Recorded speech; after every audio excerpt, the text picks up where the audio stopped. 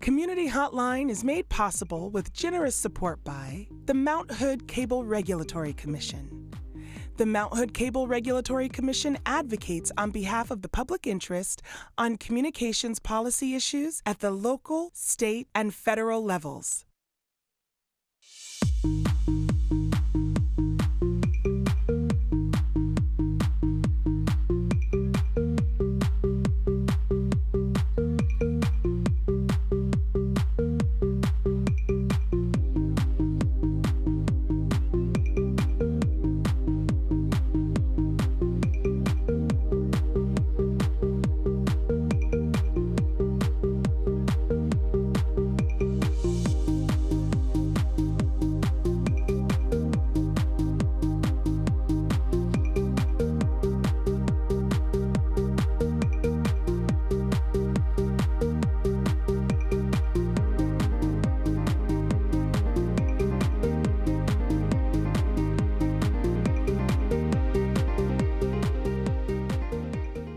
Hi, and welcome to Community Hotline. I'm Monica Weitzel. We're here in Gresham at MetroEast Community Media. Thanks for joining us tonight.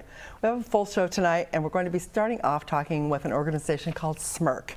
And here to represent SMYRC, I have a SMYRC advocate, Jack Marvin. Thank you for being here. Thanks for having me. And Luke Reef, you are a youth involved in the SMYRC program. Yes, thank you. Good to have you. So maybe first of all, for those who don't know, you can explain what SMYRC stands for. That's an acronym. So, because I will probably mess it up. There's too many words in there. Yeah, absolutely. So SMYRC stands for, there's a silent but mighty G in there. It stands for the Sexual and Gender Minority Youth Resource Center. Okay. Yeah. And I had SMYRC on this show several years ago. Right. And it was based in Portland. It is. And it still is. It is. But now you have an East County location. We do have an East County location. And it's a program of New Avenues for Youth, is that right? It is a program for New Avenues for Youth. Back in March of 2015, so it's about 2 years, we came under the New Avenues umbrella, which has been really amazing. They're a great organization. Yes, they're so amazing. Yeah. New Avenues is offers kind of wraparound services for at-risk and homeless youth in downtown Portland, and recently we have found that that large majority of marginalized youth, people from communities of color, LGBTQ youth, those who are in foster care have been really pushed out here to the east, and homeless youth. And homeless youth have been really pushed out here to the east, and so it's important for us to kind of decentralize that from downtown and bring those services and supports out here to East County. And part of that push has been to bring SMYRC out here. Right. Yeah. I'm sure it's needed. It's a service that I don't know of any other organizations out here that are a resource for the LGBTQ community. I don't know, maybe there is, I don't know. There are a couple, but we're really excited to be in the neighborhood now. Yeah. And you're you're located right now in Open School? Right now, SMYRC East is located in Open School. So SMYRC actually, as a program, we do lots of different things. We have our drop-in space, which we both have a space downtown and then out here in East County at 166th and Stark. Okay, yeah. I saw it. It was a really nice facility. Yeah, it's been great. It's been a great partnership with Open School East. We're really looking forward. There's a Boys and Girls Club being built next door, and eventually a lot of the programming that we have inside of Open School will be moving over there to the Boys and Girls Club. We actually have a really awesome youth opportunity center that's being built for New Avenues. We're very excited. It's amazing how many organizations are moving out to East County now, and the social services and different organizations that support youth and just the community at large. And the new construction. I mean, the Open Schools, brand new building, the Boys and Girls Club. It's pretty exciting. It's good stuff. Yeah, we're excited to be out here in Rockwood, for sure. Good. So, Luke, how are you involved in this? Tell me about your part in all this. So I have been a youth at SMYRC for about 3 years now. I was with SMYRC back when it was on Sandy, and it moved locations downtown back when it began its partnership with New Avenues for Youth 2 years ago. So I was with it through that transition. and it was really exciting to like go through that and be a youth leader, because youth is SMYRC is a youth-run space, which is really unique among like organizations of that type. Yeah. So when you say it's youth-run, what does Jack do, and what do you do that are different? Well, not that you're not young, Jack, but you know what I mean. Like the main difference there is like most of the programming is youth decided. So a lot of what I and other youth do is like decide programming. A lot of what when we do fundraising, different funds, things like that. Wow. SMYRC leads a lot of field trips out in the community to like different educational opportunities, really like expanding people's horizons. And Jack leads a lot of groups like that, and also leads out here for SMYRC at East. Great. So it sounds like that a lot of what SMYRC does is to help you find opportunities for growth, whether it be education or you know, maybe what you want to do with your life besides just going to school. You know, just what some of the opportunities are. Is that right? So SMYRC does a lot of things. I mean, our goal with the drop-in space is to provide a kind of community center and space for queer and trans youth to build community and be with each other. Another huge part of that is SMYRC is a resource center. So we, you know, 40% of homeless youth are LGBTQ identified. Yeah. You know, the LGBTQ population is just more, you know, statistically more at risk. Right. For a lot of things. I mean, for being homeless, for not graduating from school, for being victims of certain crimes, that kind of thing. Absolutely. Yeah. And so SMYRC's goal is to, you know, really provide resources to people who need them, whether it be housing resources, whether it be education resources, whether it be mental health resources or physical health resources. So we are a community center and then also a resource hub. SMYRC also has we've kind of been evolving. SMYRC, really exciting things happening at SMYRC. We have SMYRC in schools, where a staff member of ours is going into schools and supporting GSAs and helping GSAs grow. And by GSAs, you're referring to? I mean, what does GSA stand for? Yeah, it's the gay. It's a Gay Straight Alliance. Yes. Thank you. Okay, thank you. And typically they're clubs in schools, and it's an opportunity for, again, community building within the LGBTQ community. We also have Bridge 13, which is a huge piece of SMYRC, and Bridge 13 is a community education program. I see him nodding. Yeah, Luke's saying, yeah, that's a big part of it. So yeah, tell me about that. Bridge 13 is a community education program. And we educate service providers, so we deal a lot with medical professionals, we deal a lot with basically anyone who interfaces with the LGBT community in ways to be more equitable with queer and trans folks, which is really important as we kind of grow. Well, yeah. And, I mean, there was a time, you know, where if you were in high school, you would not come out. You wouldn't tell people, you know, because that was a dangerous place to be. And I'm sure there are plenty of times that's still the case. Absolutely. But there's a lot more support for that now, and that's, I think, really important. And it sounds like SMYRC is a big part of that in sending people into the schools, because probably not all schools have, you know, resources or services, I would think, maybe for that population.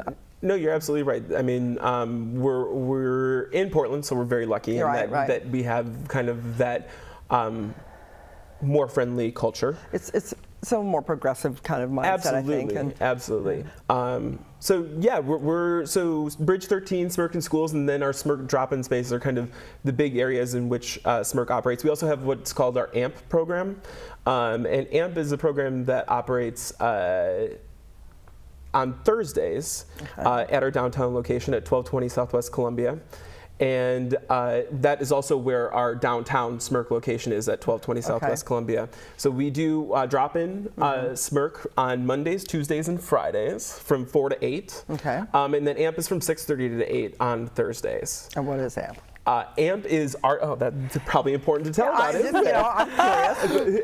It stands for the Artist Mentorship Program. And so it's a music-centric time for people, any person ages 13 to 23 to come and make music together. That's great. So are there some like local musicians that come do some mentoring, or is it just people that come there kind of mentor each other? Absolutely. No, we have volunteers from the community who come and do mentorship and AMP. Yeah, and they also like do performances, and those happen like generally like once to twice a year. So like you get youth, you like teach them like whatever skills they want to learn, and then you like help them put on a performance. Do you do that as a fundraiser? Sometimes, yes. Sometimes, yeah. Sometimes just do it for the fun. Sometimes just do it for fun. That's always good too. Yeah. So how are you funded?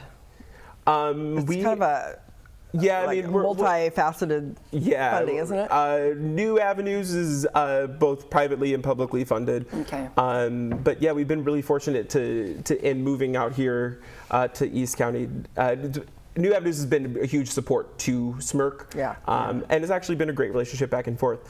And SMYRC out here, I don't want to forget to mention that, that's every Wednesday. Every Wednesday from 3 to 7 right now. That's the drop-in? Those are the drop-in times. And during that time, we've partnered with everyone from Planned Parenthood to come and talk to us about, safer sex. We've partnered with the library, and we're starting a book club at SMYRC East. And this is a lot of this program happens both downtown and in East. Okay.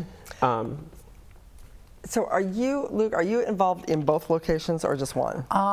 Originally I was more located like downtown and involved heavily with that. Yeah. But I think I'm going to be transitioning out to like helping with the East location. Okay. Do you see much of a difference, Jack, between the downtown location and the East location? I mean, is there, because I've talked to somebody from New Avenues for Youth who felt like there was a difference between the homeless population here in Gresham and the homeless population in Portland. Do you see much of a difference with the youth you're working with? Absolutely. I mean, I think that there's intersections of youth that we work with, and lots of different faces of youth that we work with. Right.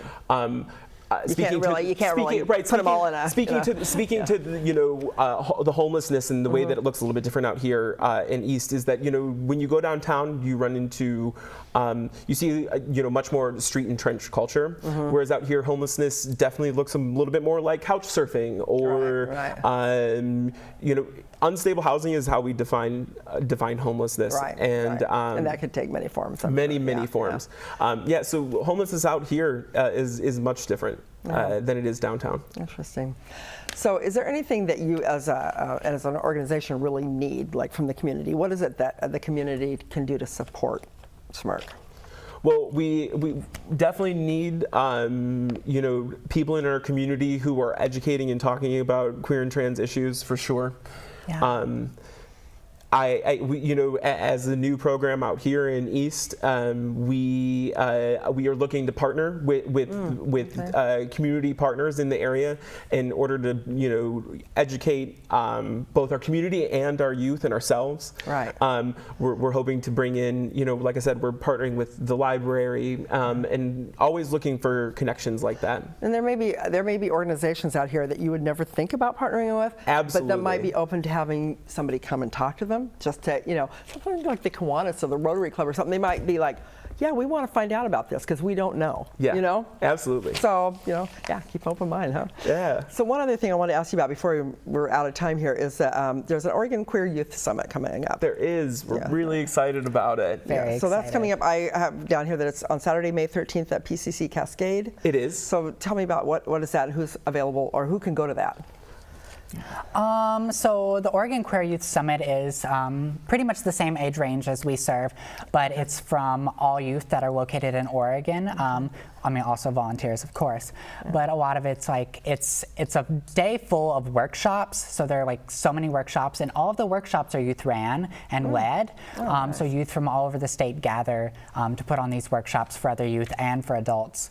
And at the end, there is this queer prom. So, and who doesn't love a queer prom? So it's a really exciting day for everyone involved. It sounds like fun. Yeah, and the workshops, I think that'd be a great leadership opportunity for the kids. Absolutely. And the other important thing to really note about OCUS is that it is organized by youth, it is for youth, it is by youth. So it's going to be what youth want. Exactly. Yes. We try to remain very conscious of as adults about how much we're involved with it. Yeah. So you're not telling them what No, they need to know and do. It is 100% youth ran. That's great. That's great. Right. Well, we're out of time. I thank you both, Luke and Jack, for being here today. And I know I'm excited to see when you move into the new location, check that out. And so if organizations have any questions, if individuals have questions, what did I just say? If individuals have questions, I hope that they'll go to the website, check it out, and then, or give you a call or stop in. Absolutely. Yeah. Right. Thanks. Thank you. Thanks so Monica. much. You bet.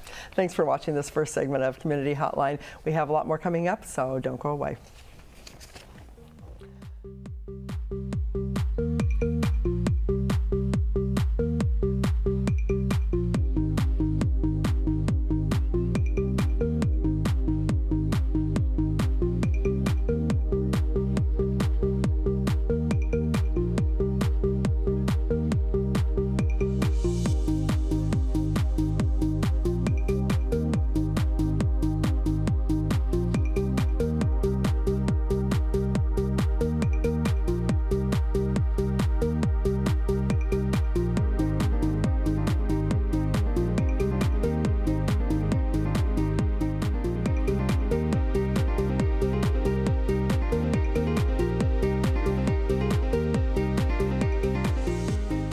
Hotline is made possible with generous support by the Mount Hood Cable Regulatory Commission.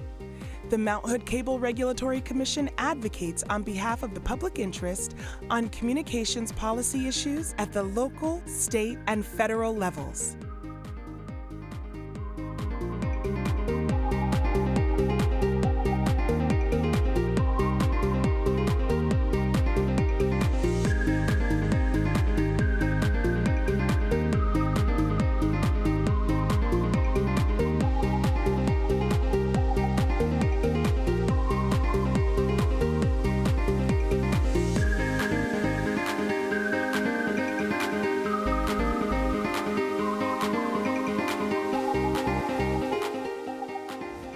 So important for me to have the right to be able to speak what I want to speak and talk about what I want to talk about. If you start shutting this person up and shutting that person up and shutting this person up, that's not America.